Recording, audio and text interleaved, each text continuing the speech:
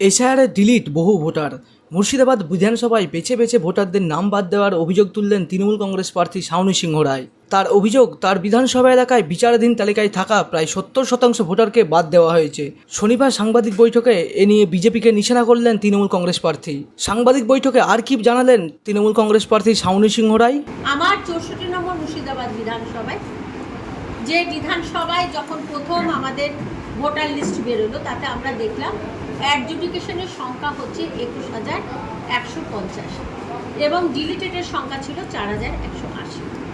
আমরা নেক্সট যে voter list আসছে সেটা আমরা দেখতে পাচ্ছি এবং তাতে দেখা যাচ্ছে যে 21,150 অ্যাডজুডিকেশন কেস ছিল, তার থেকে প্রায় 70% বাদ চলে গেছে।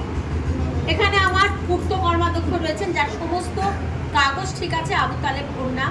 আমার দলনেতা প্রসাদপুর অঞ্চল এখানে উপস্থিত আছে, আমার কাপাসডাঙ্গা অঞ্চলের মণি আছে, এখানে আমাদের মেম্বার আছে।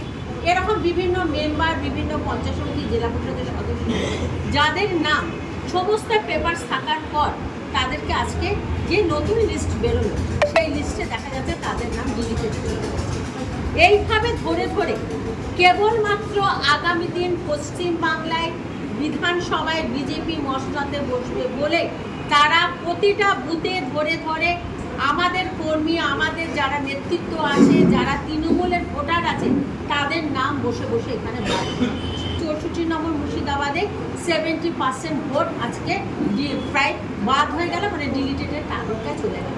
ডেস্ক খুলছি, হেল্প ডেস্ক খুলছি, ব্লকে থাকবে, প্রত্যেকটা অঞ্চলে থাকবে, পৌরসভায় থাকবে। আমাদের পিআরএস যারা আছে, আমাদের টিআরএস যারা আছে, আমাদের বিএলএ টুরা বাড়ি বাড়ি যাবে।